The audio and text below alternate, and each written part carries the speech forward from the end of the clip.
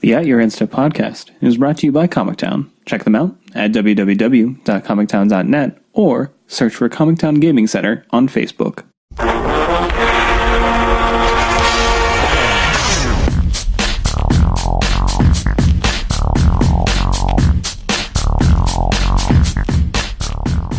Hello, and welcome to At Your Insta.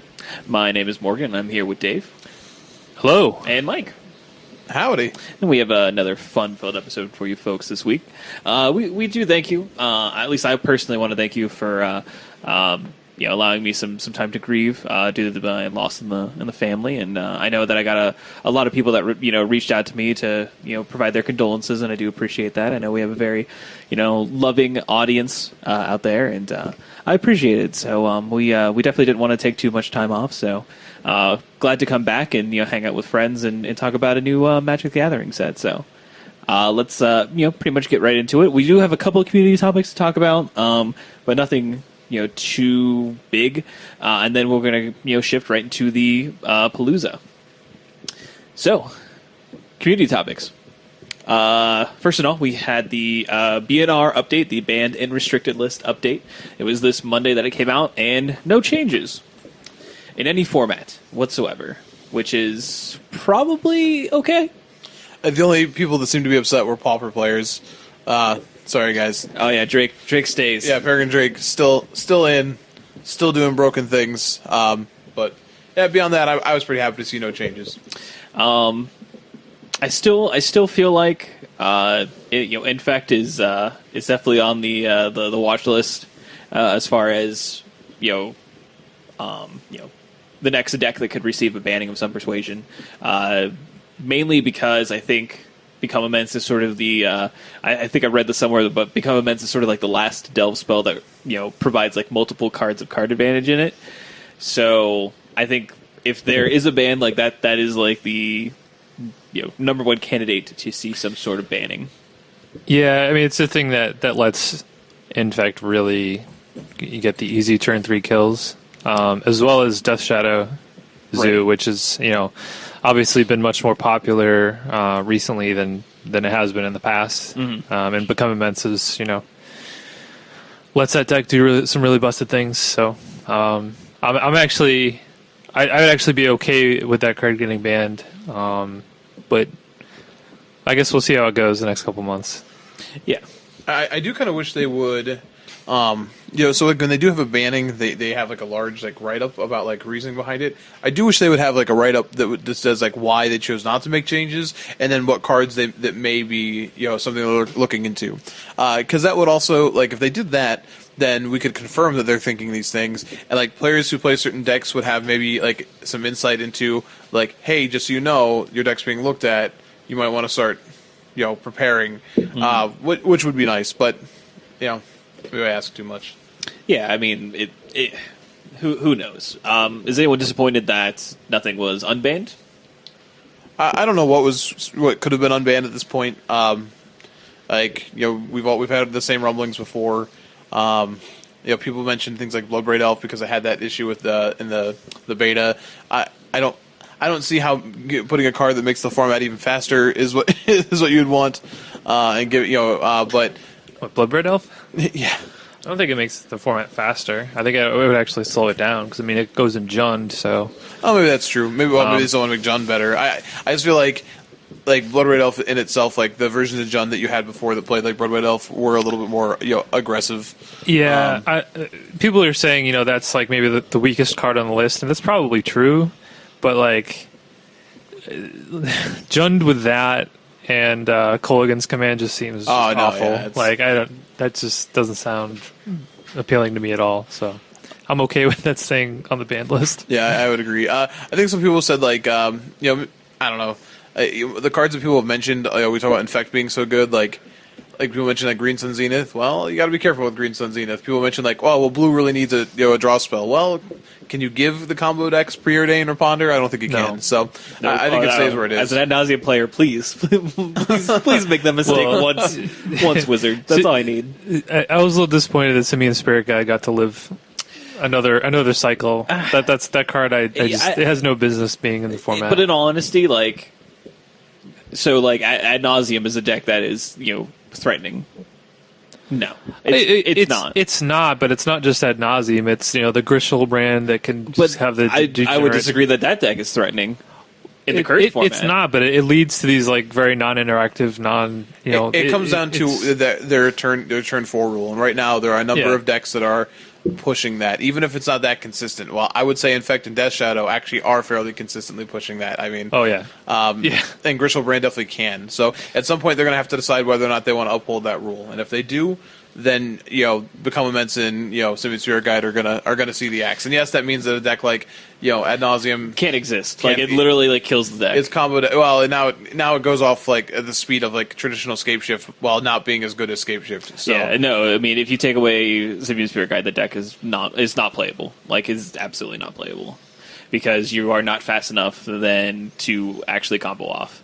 Well, you can't draw your whole deck and then still cast spells when you're tapped out. Right, so you have to have enough mana to both cast Ad Nauseam and your kill spell, whatever it is. Which, lols, you're never going to do that. So having that deck and being like a big fan of that deck, I don't want to see Spirit Guide go because, in honesty, if that card were the culprit, it wouldn't make any sense to me. Like I would see Infect and Death Shadow as being more of a the boogeymen in the format rather than something like Grishel Brand or Ad Nauseam. Because maybe it's Goryo's Vengeance then is the card that they could target that doesn't hurt Ad Nauseam. But again, I don't even know if that deck is really Grishel Brand's a deck they're that worried about. Well, it's just as long as Spirit Guide remains in the format, though, it's always going to be a consideration for a fast combo. Oh no, yeah, it won't take much to. I mean, we saw what happened with Eldrazi. It was sort of in there. It was an ancillary thing and allowed broken draws. Yeah, but I mean, what was the real culprit?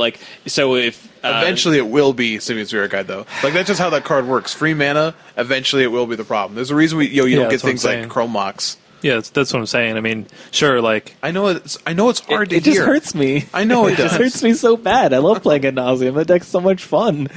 I don't want that to be the case, but well. Let's move on. Let's not spend too much time on hypothetical bans. We've got a whole Palooza to get to. Don't do it. Don't do it to me, Wizards. Wow. I'm just saying. I'm trying to make a plea. So along with the BNR update, we actually did get a MTR update. So these are like rules that are updated basically, and it pertains to pile shuffling. And basically, it kind of states in black and white that pile shuffling is not a sufficient randomization of a deck. And that you can only pile shuffle once during each randomization of the deck to count the number of cards in a deck. This is not a perfect fix because it still implies that when you fetch, you could still technically pile shuffle if you wanted to each time you fetched. See, so I was thinking about that. I was just thinking about that right now. But it's how would you? I guess you would also have to count the cards in your graveyard and play in your hand to count the number of cards in your deck. It just seems like a very inefficient way to do that. Nobody's going to do that. That's actually not even close to true. That's why this rule is slowly being changed because people have been so vocal about it. I've watched it happen. Mid-game pile shuffles? Oh yeah. People are terrible. It's been a while since I've seen it. And if it does happen, you should still snap call a judge to have your opponent immediately watch for slow play. Because stalling is a real thing, and that's why this change is being made. But I like it from the sheer fact that as soon as my opponent says, I want to do one more quick pile, I can snap call a judge and not feel guilty about it. And that makes me really happy, because I hate it. I hate when I've sat there and shuffled, and I'm like, are you serious? We're at literal clock time here. What are you doing? So it's going to feel really good. I'm looking forward to doing that this weekend. When the first time my opponent starts a pile shuffle a second time, I will politely say, you only get to do that once, and if they argue with me, man, the most self-righteous judge call of my entire career. Yeah, I mean, it's a good, good thing to have basically to allow people to play games of Magic faster, and get to games, and not have people stall out. So it's a good thing. Yeah, I agree. And I like how Wizards left room that they said the pile shuffling wasn't okay before, but here it's very clear this isn't shuffling. This doesn't count as shuffling, and hopefully you can continue to dispel the thought process that it is somehow. And when your opponent says something but clumping, just raise your hand to the air to call for a judge, and refrain from hitting your opponent. Tell them that according to your kitty litter, clumping is a good thing. And in all honesty, if you're move on. listening and you're like, hey, like, you're insulting me, this is how I think about this. You know, I didn't always, I was a person who, like, thought pile shuffling was helpful, and then I went and was shown the math on it. Like, Yeah, was shown, it's just not. It just isn't. You know, I read it and was converted, and I encourage you to go and read it. This isn't crazy. This is actual, like, scary math, and I say math is scary. I agree. But yeah, and I like words better. It's not saying that there are instances where, you know, counting how many cards in your deck, you know, is important. So that's why they have it in there. So you can still do it to do that, but that's what it functions as. It's not a tool of randomization. So just keep that in mind going into your next competitive tournament. And then our last subject that we want to talk about is Walking the Plains. So they have released their most recent and final episode of Walking the Plains past week? Yeah. It was last week. Yeah, last week. And they're kind of hanging up the robe as it were. Not totally true if you watched it. Correct. They didn't hang we up won't the robe. spoil it for you, but but you know they these are the same guys that did the Enter the Battlefield documentary. They have definitely spent many years focusing on the game at a very exploratory documentarian style on a pretty regular basis, not only with the documentary they did, but I feel like Walking the Plains was very informational, maybe not to a greater audience, but definitely to like the Magic player base as a whole, at least to get them exposed to maybe from a casual to a transitioning to a competitive player, the larger tournament series, and getting you familiar with faces and telling storylines. Yeah, I really enjoyed it. I always thought they were entertaining, and I thought like just the way that they were done, like it was very like professionally done. Yeah. And I don't think I was even like the target audience, but I still enjoyed them a lot. Just for just the funny bits that they did, and some of the little skits that they did, like especially early on, like David Ochoa was a recurring character that was really funny. The most recent episode, they had people like remembering their favorite ones, and like as I'm watching it, the scene where they were like having the round table with when BDM puts Nathan Holt up against the wall, do it like, and he's like freaking. I'm just like losing it laughing. I'm like, man, some of those skits are like so good. Yeah, very, very much so. So they didn't lead on to what they are going to be doing next. No, they said they have ideas that are Magic related and they want to keep doing stuff. I think they just wanted to switch up the format a little bit. And you can't blame them for that. No, not at all. And I really hope that they continue doing stuff with Magic. I think that they are fantastic contributors to the community at large. So it would be a shame for us to lose Nate and Sean, but I do wish them the best with whatever they do, and I'm excited to see what that is. So, but that's it for the community. We don't have any competitive stuff to talk about, so there's obviously only one thing that we have left: the Palooza. All right. So, obviously, this is something that we do every time. We will, go through the cards by color, for lack of a better term. Some of them are colorless. Actually, a good large amount of the ones we're going to be talking about are colorless, in fact. And kind of, mainly focus on competitive modern and competitive standard play when looking at these cards. So it could, range from a, tier 1 staple to a, role player sideboard card. But we just want to make sure that we try to cover everything as best as we can and not keep you here for, a decade or so. Based on how we have the spreadsheet set up, we're going to start with lands this time. And I'm okay with that. Kind of going backwards, moving forwards. Nice. I dig it.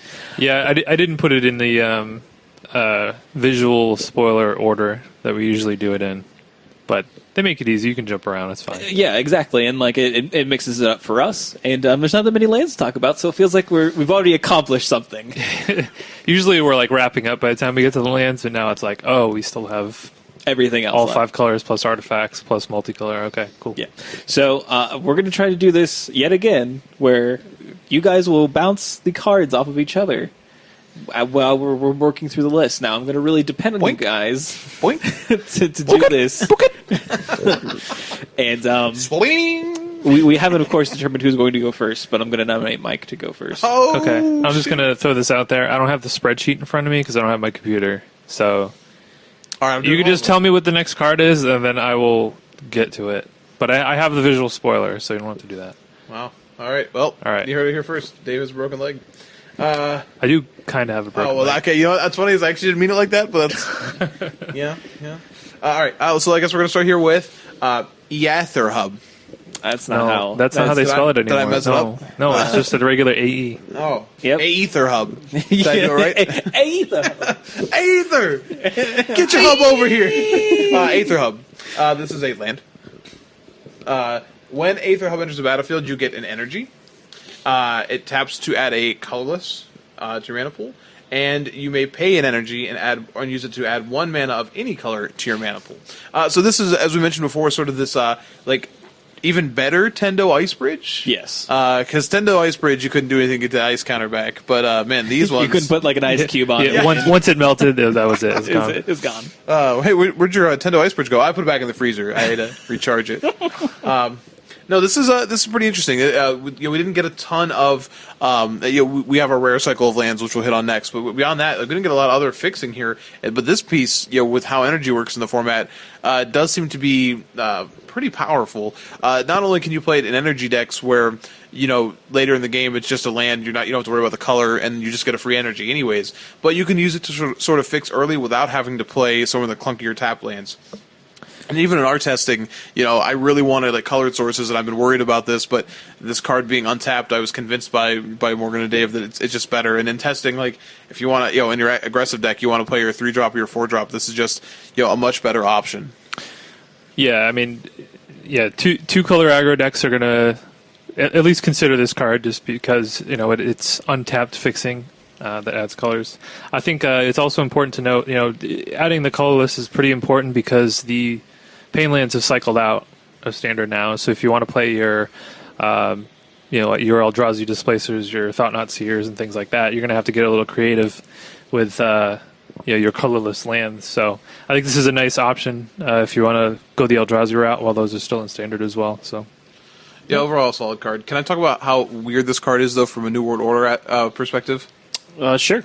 So New World Order wants the uncommons to be simple, and like the colorless symbol is really new, and the energy symbol is really new, and like you're just like, hey, you haven't played in a few years? Add some symbols. Look at to Aether your- Hub. I know. I don't like this. It adds does diamonds? It does have a reminder text that says an energy counter next to the little lightning bolt. And luckily, thing. when you open your packs of Kaladesh, you'll be able to see your energy token. Not yet. No. In the future, Yeah, maybe. no. So, but otherwise, a really solid card. A card that again was a rare and has been played in formats, pretty much all the way back in any Eternal format, Nintendo IceBridge. So, pretty sweet to see, an upgrade at uncommon. All right, moving on. We have our next. It's actually a cycle of lands here. We have the enemy colored fast lands.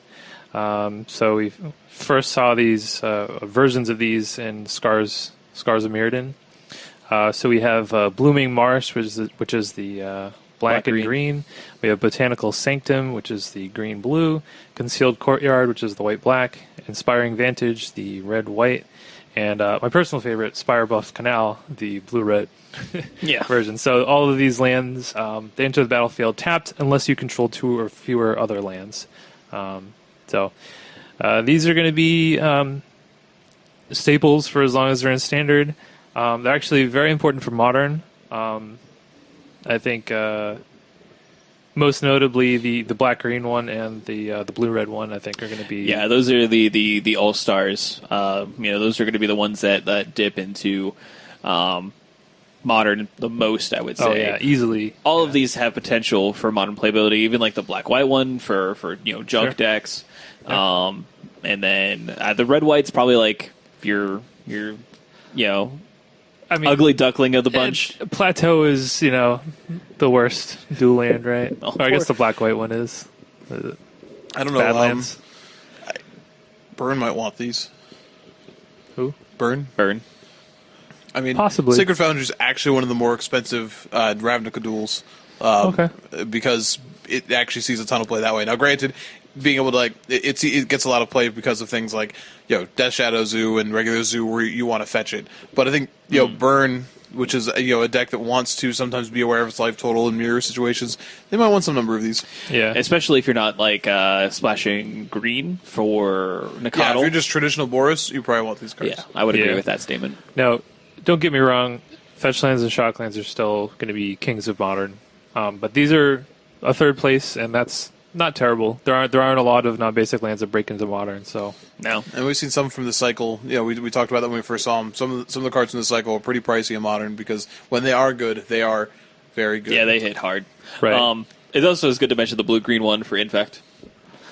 Yeah, I was going to say that, but some people have said, like, still playing like the fetch shock mana base is important because you want to just get cards in your graveyard for Become Events. Yeah. Now, if Become Events gets banned, then you won't have to worry about it.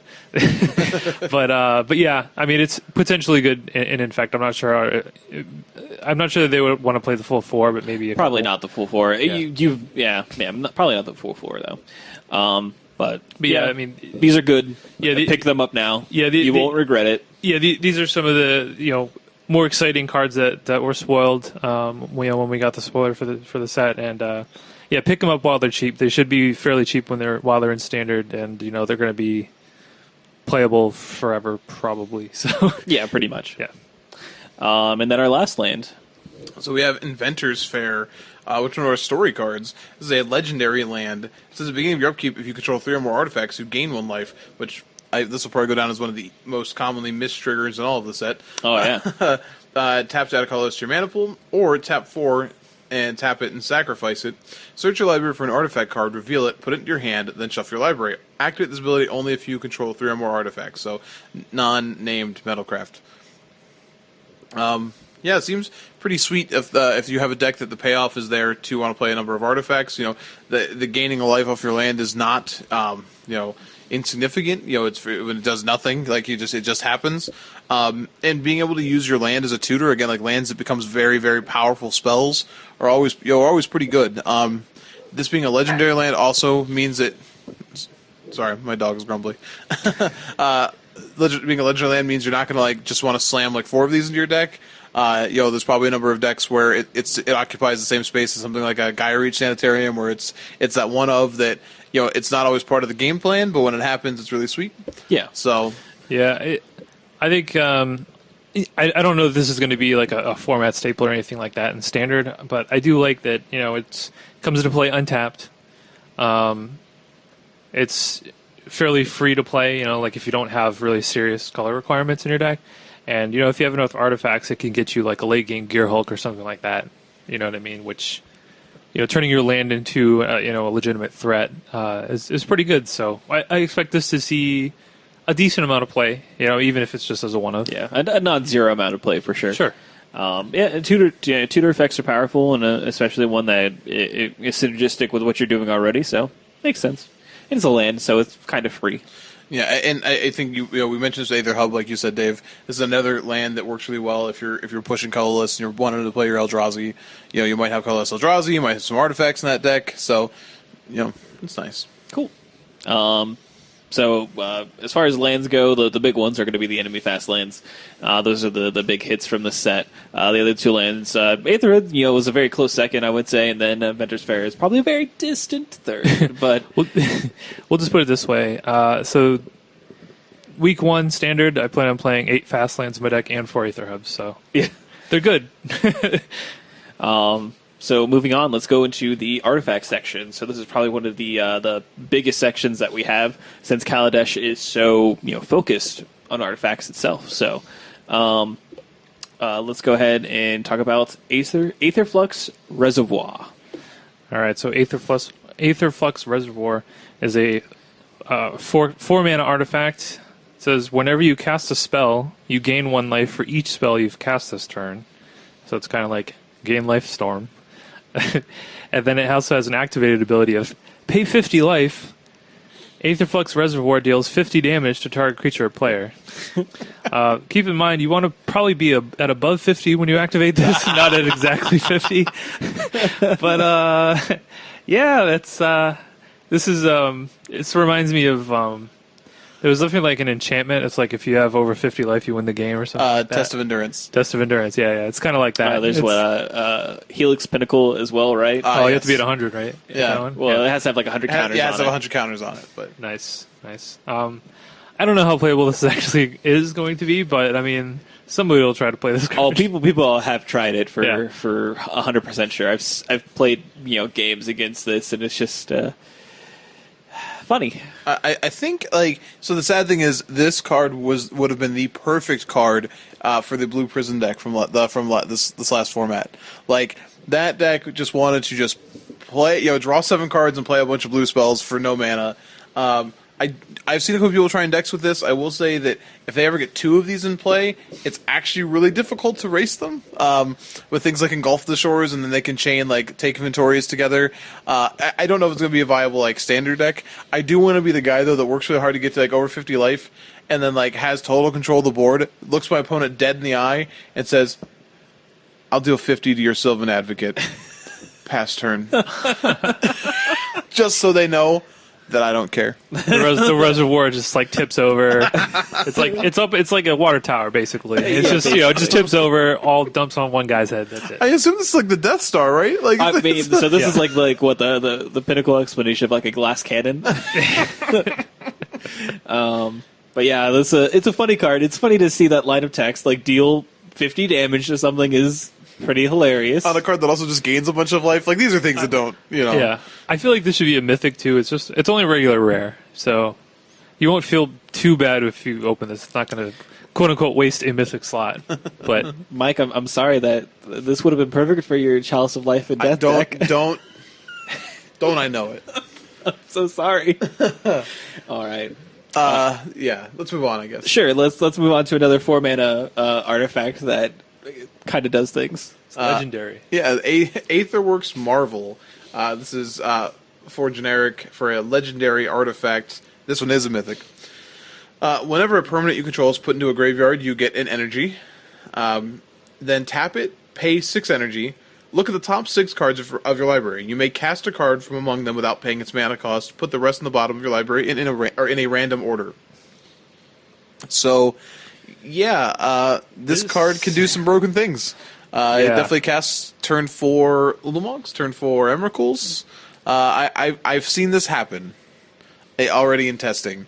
Is that good enough? I don't know. You have to pretty much just play the puzzle knots in the early turns and not interact with your opponent in a meaningful way. But if you are in the business of trying to cast the fastest Eldrazi Titan you possibly can, you probably want Aether Works Marvel. Yeah, it's certainly the card that does it. I think it's interesting to note too that it casts the card. So you mentioned Ulamog or Emrakul, you actually get the triggers off of those. It doesn't just put it into play. So even in Modern, if that's a thing, you could cast an Emrakul the Aeon Storm and then just win basically. This is kind of hilarious with things like Greater Gargadon in that format. But yeah, I think it's pretty cool. I mean, it's definitely a card that can be broken. I think also, it's key that the tap ability doesn't require any mana. I think a lot of these cards, usually you'll see it, it's pay 4 mana, tap it, also pay energy or something like that. That's kind of what I expected. And it's just oh no, you just tap it. So you could just play this, sacrifice a bunch of things or do something and then just do it immediately. Or if you have a bunch of energy already. I mean, you can literally go the blue puzzle box into the green puzzle box and an Aether hub. Yeah. Or Attune with Aether is the other one that the one that searches for a land. Yes. And so some of the interesting things I have seen with this card, I do think people are going to build with it. They're excited about this card. I've seen some people trying to drop the 10/10 artifact guy. That seems worthless to me. But I have seen them doing things playing it with Eldrazi, so things like Drowner and Hope. And I was confused when I saw him cast a Drowner of Hope off of it. But then he sacked the 2 Eldrazi to tap my guys and got 2 more energy, and then untapped the next turn was able to go off again. And I was okay, so that's you want to put hits in your deck that in case you don't hit one of your big things. That was sweet. And Crush of Tentacles is another card I've seen come off of this, which I don't know if you know this, but casting that card as an instant, pretty devastating. There are definitely ways to play with this card. Now, granted, it only sees the top 6 I don't know if you played this card last format. It was called Collected Company. Sometimes, even though you could pick 2 cards off of it, that card still missed. And now this card, it'll be hard to miss because you'll find something you can cast. But will it be relevant enough to devote your first 4 turns to doing nothing? And that'll be the key to these decks. Yeah, I think it's a really cool card, and I'm excited to see what people do with this. Agreed. I mean, you've seen some things. I haven't really seen anything yet. So. I've seen some stuff, man. Yeah, I've seen some things. I'm sure somebody will cast it against me. I've seen the highs and lows of this card. I've seen like the nuttiest like turn 4 Emrakul, and I've seen the like literal miss. The turn 4. I guess I get a puzzle box. You sure do, bud. You take that puzzle box.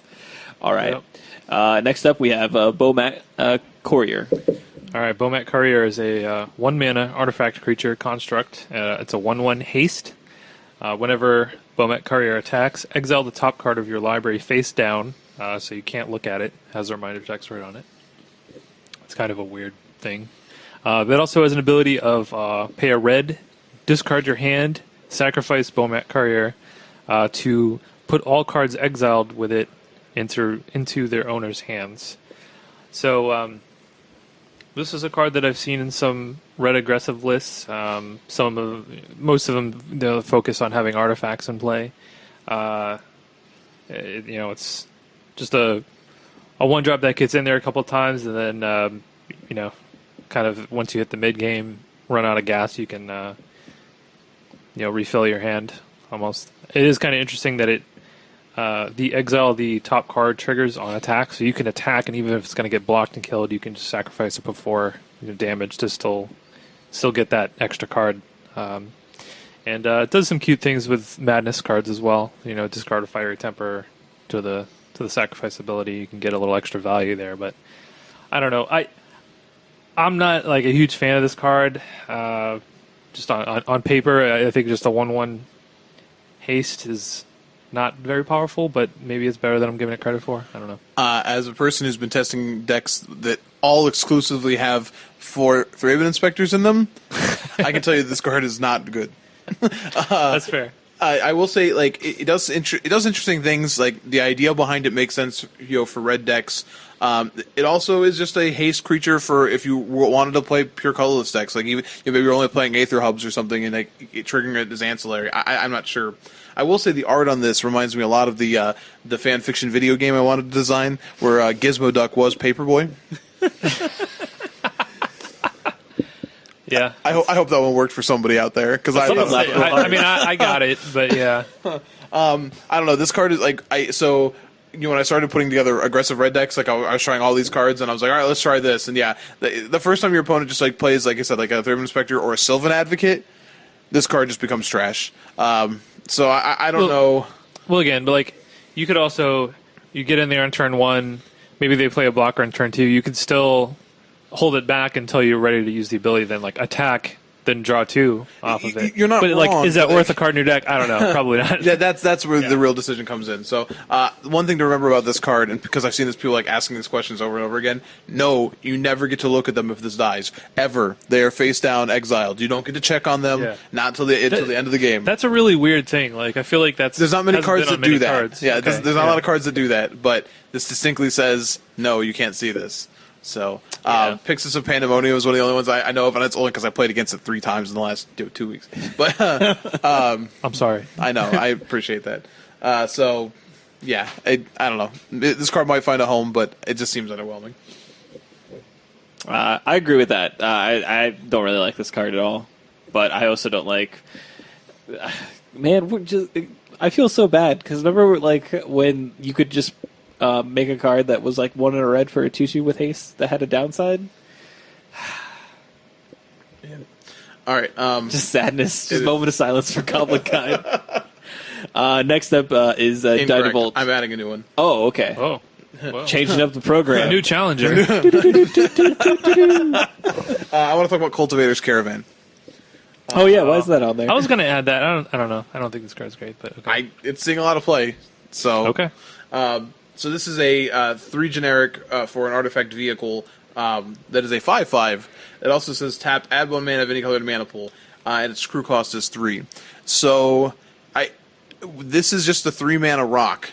which haven't been super great, but we haven't had a traditional one since Manolith. What was the one that made all your lands tap for any? Chromatic Lantern? Chromatic Sphere. Manolith Lantern. I don't know if Lantern. Manolith was before or after that. We had a Darksteel Ingot reprint, which is 2, right?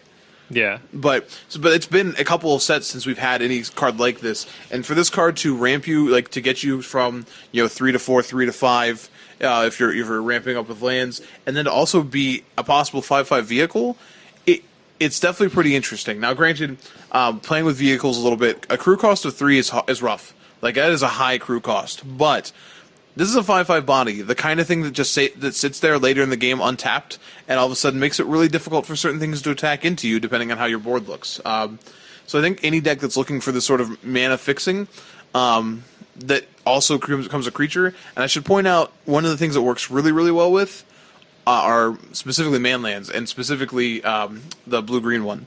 That becomes a 3/3 hexproof creature. So it's one of those things that late in the game, all of a sudden you can convert to a 5/5. You can have blockers that make board states tricky. This is probably not one of the it's definitely not anywhere near the best vehicle. We'll get there, but it's top 3-4. Yeah, I didn't put this one on the list. I don't think it's going to be good enough for constructed. I mean, the 3 mana rocks are pretty rough. What was the one from Time Spiral? Coalition Relic? Yes. I mean, that card's insane. So that one's like probably the best one. This one, it is interesting that it does give you a little bit of value in the late game, but I just don't really see it. But I mean, I'm ready to be proven wrong on that, but I don't think it will be very good. I think it'll. I'm just saying it's gonna be great. I think it'll see play, and I think it's something like if you're looking for fixing. Because I even think even a card like Cryptolith Fragment's close to playable for certain decks. Granted, it has high upside on the flip side, but this card is similar to that. You don't have the drawback on yourself, and it can hit hard out of nowhere. Yeah, I do like that it's you can tap it for mana the turn it comes into play, even though it can't attack as a vehicle. Right. It's kind of cool. It also, like, for decks that don't normally have it, it adds haste to a lot of creatures. Sylvan Advocates, for example, in a deck that might want this, all of a sudden just kind of have haste because of this card, because they can send a 4 or a 5/5 at you. So I think the card's more than playable. I think it will see some constructive play. We'll see. There you go. New challenger appeared. All right. All right, now it's time for the Dynavolt Tower. All right, Dynavolt Tower, 3 mana artifact. Whenever you cast an instant or sorcery spell, you get 2 energy, and then you can tap it and pay 5 energy to have it deal 3 damage to target creature or player. So this one's another kind of borderline card that I'm not really sure about. I do think if you're in a dedicated energy deck, I mean, it'd be pretty easy to trigger the ability on this. And if you're playing like something like blue-red, the Thermal Alchemist deck that we kind of saw during the last standard format, I mean, this thing could do some work for you. I mean, it does represent, over the course of a game, it could represent a ton of damage, and I think like you said, and some of these artifacts in multiples just get kind of gross. If you have 2 of these out, just like, okay, for every spell, I get 4 energy. Okay. Yeah, you really have to have something that's pushing, that's using that energy aggressively. But I'll point out that, even if not, the bolt that doesn't cost any mana, that's the thing about energy that I think that, and even in my testing, I haven't pushed nearly enough trying to test. Just like Aether Works Marvel, like you said, not having a mana activation cost on this ability means that you can, safely tap out, get your triggers for this, and pass the turn, and your opponent just knows that you have this bolt sitting here with no mana up. And, that's what makes energy interesting. And, obviously these are designed to be kind of balanced, but whenever you have abilities like this where you have another resource that doesn't require mana, I think it's hard to, I would look at this card and say, this feels kind of average to me, but I could see scenarios where this card is, you're going to just go, when you see it hit the table, because, it just adds an element to the game that, and energy does this. Energy in general adds an element to the game that literally didn't exist before, so. Yeah. I think, combined with some of the other instants in sorceries that also add energy, like you mentioned the green, lay of the land card that adds 2 energy, so it's okay, you cast that, get 4 energy on 1 card, I mean... Or it definitely makes the red removal spell we'll get to, it gives you 3 energy and then you can deal damage. Well, now that that's a 2-mana 5 damage spell that's an instant. Yeah. And so, yeah, it does something to make some cards better. Oh, and we'll get to even the mind control we'll get to. It makes that card really interesting. So Absolutely. Yeah, very much so. All right. Filigree Familiar. yay, meet Popsicle. This is 3 generic for an artifact creature, Fox. He's a 2/2. When it enters the battlefield, you gain 2 life, and when it dies, draw a card. And it's just adorable. Oh, man. And you hit it there. It's a fox, not a dog.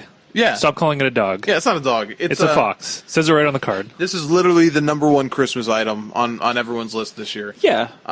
Don't Yeah, it's the hottest selling toy in Kaladesh history. never ever let it around any of the Vidalcan on Kaladesh. I told you, Dovin Bond, his minus is kill a Filigree Familiar. If you like Filigree Familiars, you can't play Dovin Bond. And if you put them in the same deck, you're a monster. Yeah, it's basically make and kill Filigree Familiar. So is this the like the equivalent of like a Tickle Me Elmo or Furby? Oh, this is the Furby. This is the Kaladesh No, Furby. this is just the Robo Puppy. This is Oh, a real. yeah, sure. This is a really popular the like one toy. that like barks and But flips. it's not a puppy. It's a fox. I Not a said puppy. it's like Robo Puppy. Right. Okay. Anyway, Just so trying to make let's sure people focus get it more straight. on the constructed playability of this No, card. I want to talk about how I want another RoboCop like sequel where he has a wisecracking Aether Works Fox as his sidekick. Tell me you wouldn't immediately watch that movie. That's just like too close to like Carfox for me. So I guess. Ruin my- anyway, No, this card is in a really good position, I think, for standard. Like, it gets a ton of value just by virtue of playing it. The way the aggressive decks line up, this is a 2/2 body that gets in front of anything, and it works really, really well with Emerge. Yeah. Oh my god, this Fox is literally begging to be Dovin Bond. that's very true. Yeah, I think during the last format we saw some of the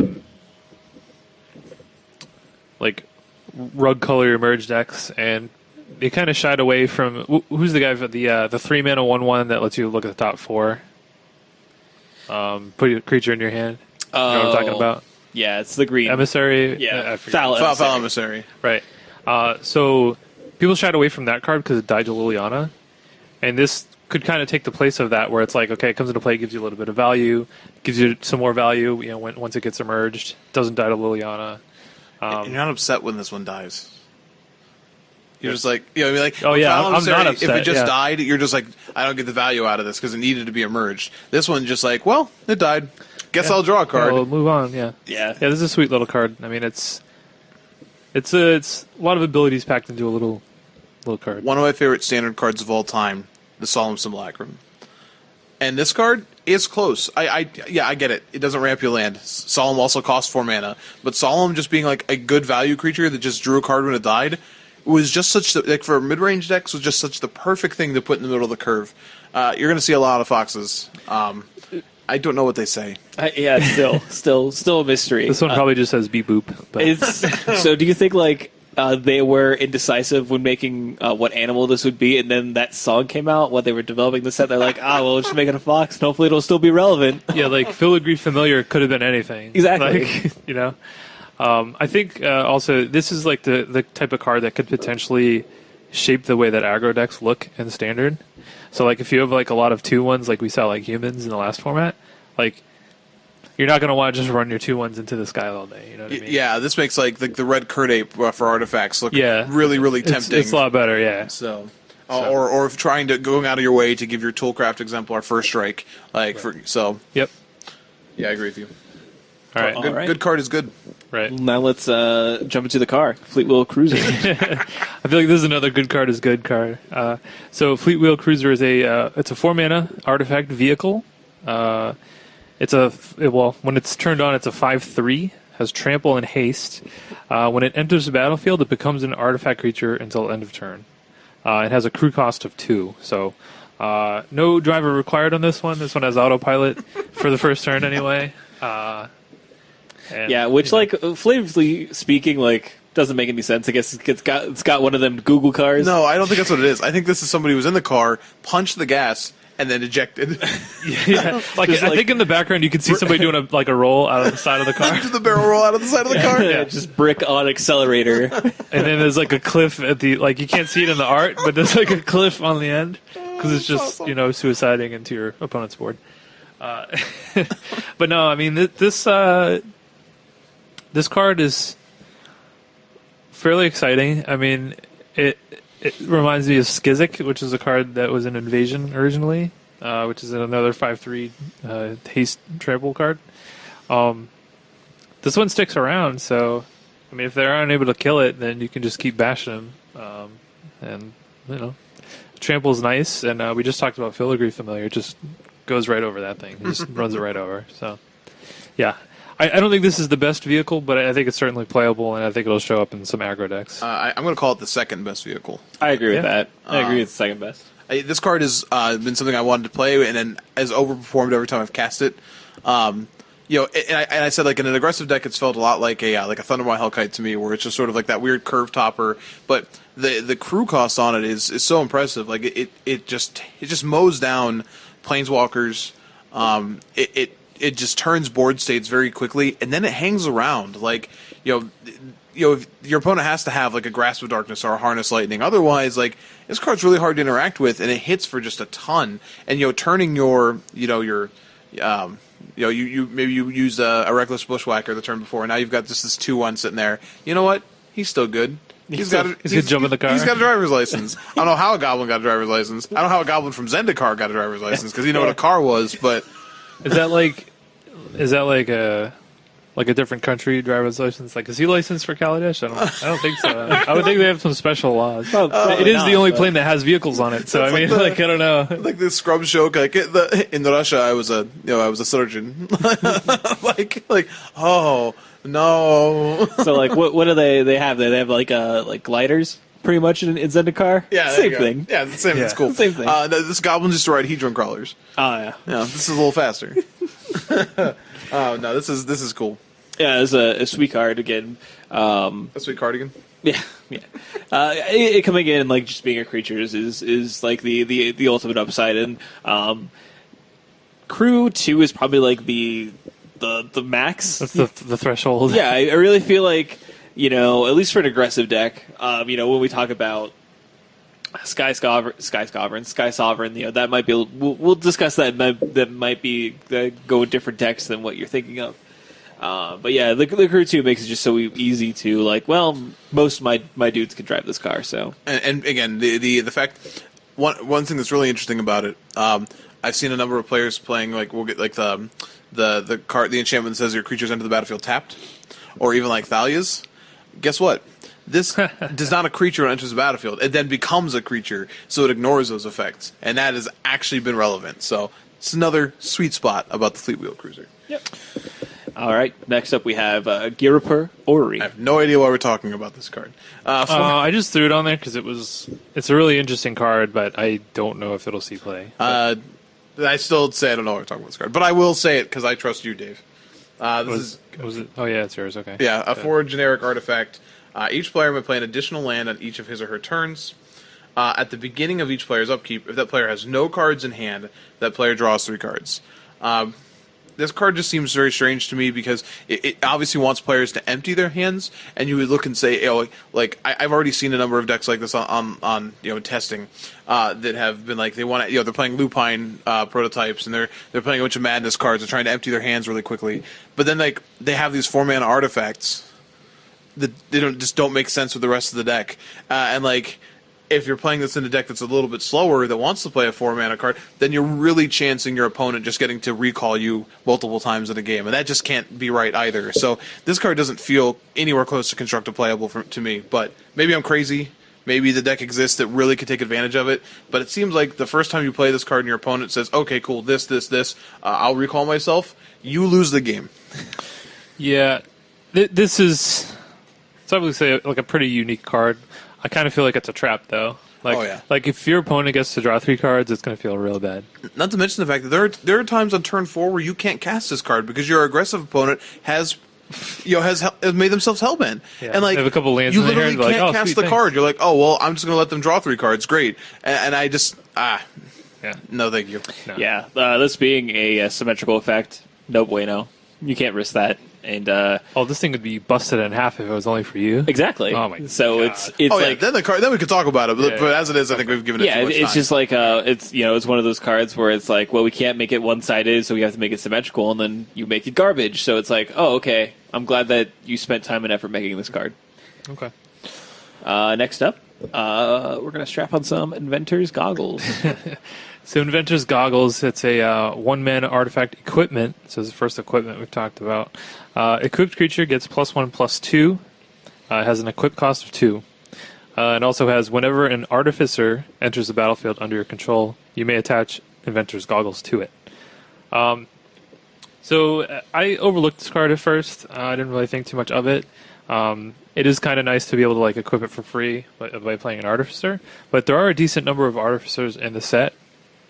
I think most notably, if you talk about the red-white aggressive deck, you have the Inventor's Apprentice and Toolcraft Exemplar, or even like Pia Nalar. Yeah. So those are all Artificers that will trigger this.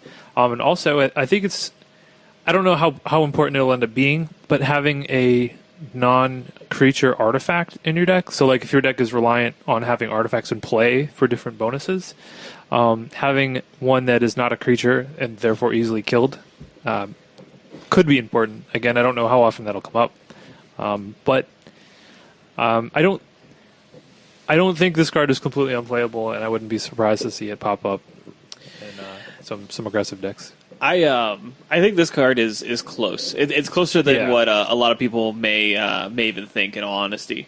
But I really feel like you need.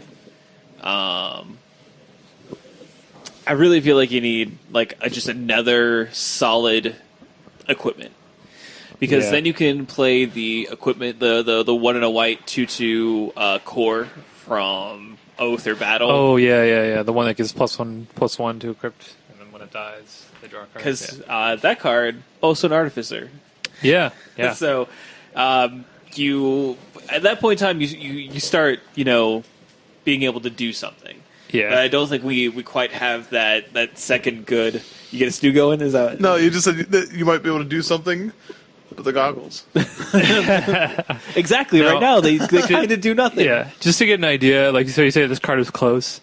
So imagine if it gave +2/+1 instead of +1/+2. Much better, right? There's just trusty machete, but sometimes you get it for free. Yeah, like that. Like, that's much better, right? In all honesty, like giving a +1/+2 isn't so bad, because you make a lot of your 1/1. You make your 1/1s into 2/3s, which help them survive Kozilek's return. Or you make like your Toolcraft Exemplar into a 4/4. Yeah, it's pretty good. It's real good. Yeah, like this one, it's like I'm not sure of, but. We'll see. We'll see. I'm interested. Maybe with the Revolt comes a lot of weapons, so maybe we get some interesting equipment in the next set, and maybe this pushes it towards that, and then we can have another sweet white red deck that has weapons trainer, and then the core Artificer that we have, and then maybe we get there. But until then, you're on the back burner, Mr. Goggles. And then next up, Key to the City. Thank you. I didn't expect to receive this. You know what? You've worked really hard, and we just wanted to honor you with this Key to the City. It will open up everything in the city. I'm pretty sure that's what Keys to the Cities do. That was like the most one of the most classic Simpsons episodes, right? Is that Bart got the key to the city and literally could just drive a car because he wanted to and everything else. So from what I understand, Keys to the City, very powerful. Yeah, apparently. This one in particular is an artifact that costs 2 generic. It says tap it, discard a card. Up to 1 target creature can't be blocked this turn. And then, whenever Key to the City becomes untapped, #inspired, you may pay 2. If you do, draw a card. I've seen this card getting some love from some people, like Jerry Thompson had a couple on his list. And honestly, recurring unblockability is pretty powerful, especially if you want to get a little bit of reach in a deck that maybe even doesn't normally have it. That being said, the discard a card is a real issue, and the untap costing 2 mana also these are real costs. So it's not like this is just easy to do. It's not free. Yeah, which Key to the City would imply that kind of is. Yeah, but finding ways to obviously you might have extra lands to discard. Yes, I know that you want to play your madness cards with it. which would if you ever get to discard like Fiery Temper into this, you're feeling pretty good. But I don't know if it's worth building around that card. So we will. We'll have to see. Again, obviously making a creature unblockable is powerful. So if that is powerful enough, then I could see this scene play. But the issue we've seen in recent years, even going back to Inventors Goggles or cards like Key to the City, is that cards like this that are are not great top decks, on a lot of certain boards, really have to be overtly powerful to pull their weight. That's why, the swords, when we think of like equipment, you think of like Jit and swords, because the cards are so powerful by themselves, it's worth it. And this one really would have to show me that it's worth it to see that. It could be. I'm not saying it's not, but yeah, I don't know that you necessarily need to build around this card. I think, it is a quasi looter. In the way that, I guess it's like the reverse loot. Yeah, it's rummaging, but it's even then, like... But, like, on top of that, it just gives you a way to push through damage in an aggro deck, and, especially if you have some synergies, and you don't even necessarily have to build around, but, like, having just synergies like, I have Fiery Tempers in my deck, okay, cool. I get to use that. I don't know. I think I could definitely see this... seeing play in some aggressive decks, and even in multiples, like you wouldn't think that that'd be great, but you can just discard extra ones, to the ability. That's true. I will say this card feels real bad if your creature hits removal spell. It gets hit by removal spell. Sure, but real bad. But yeah, but the fact that okay, you pitch a land in the late game or whatever, and then you're able to, because if you're an aggressive deck, like if you are able to if you get to the mid to late game, instead of just like losing, it at least gives you a way to maybe pull out of it. It gives you like some inevitability, and it lets you, discard extra lands and things like that for some extra cards, give you a little bit of reach. So. I agree there. I think the issue is that throughout the early part of the game, this doesn't have a place in the curve. Right. Yeah. And its ability is also really difficult to activate and to draw an extra card if you're trying to curve out. So, it may not even be a main deck card then. I don't know, but we'll see. It's interesting. It's a really interesting design. I like the design. Yeah, I do have a little bit of a bone to pick with Wizards. So we had, Skeleton Key in Shadows over Innistrad as equipment, can be used as a weapon, apparently. And then we have the Key of the City, non-equipment. So LSV's Keys deck? LSV's Keys deck. I'm just confused on the tangential nature of keys in the Magic verse, as it were, and their either weaponry and not weaponry. Also, the fact that they don't really unlock anything. They unlock my heart. All right. So, Metalwork Colossus, is that our next one? Yeah. I don't think this card is particularly good, but I'll just mention it because you guys said you played against it. So yes, multiple in one turn. In fact, Metalwork Colossus is it's an 11 mana artifact creature construct, 10/10. And it costs X less to cast, where X is the total converted mana cost of non-creature artifacts you control. It also has an activated ability of sacrifice 2 artifacts, return Metalwork Colossus from your graveyard to your hand. Apparently, people are building around this card. Well, if you get one, then the rest of them are free. No, it does not even close to true. It's non-creature artifacts. Oh, well then. That would be. I've had multiple people on certain programs try to do that, and I had to explain to them that no, they can't do that. Well, so this is where the Caravan comes in, right? That's where that's a lot of times what I've seen is them play the Caravan and Hedron Archive make this card like castable. I don't know. Optimus Subprime Loan does not seem very good to me, but I don't know. It would take a lot to be convinced. Like just the decks. Now, granted, this is the decks I've been testing, but every single time one of those been cast against me, I have literally shrugged in my seat and then defeated my opponent. This is where we're at in modern day Magic. 10/10 with like no evasion, no abilities. It's just it comes back. Sure. The cat came back the very next day. So I would definitely agree that this card is very sort of mediocre. I definitely have had 3 casts against me in one turn, though, which is very demoralizing. So when you're like, oh, you have 30 points of damage on the other end of that now. Well, okay. You got me this time. So is this something that maybe goes in like the Aether Works Marvel deck, maybe? something like that. I've seen it cast in that, but I mean, a lot of people what they're doing is they're using Sanctum of Ugin to chain these together. So that is how it actually works, Yeah, that's a thing. basically. So you get one, and then all you need is one once you have the Sanctum, because then you get two. Yeah, it definitely like I know exactly what kind of player this appeals to. It's certainly not me. I've never been the guy who had to.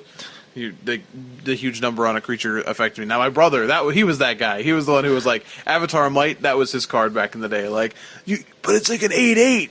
All right. Hey, we have an 8/8 in this set for 5 mana. Yeah, No drawbacks. Or like Leviathan back in the Ice Age days. Remember, like that sweet 10/10 blue creature. So I don't know. This card will probably see some play, but I don't think it's very good. All I know is that as far as Colossuses go, I'm definitely looking more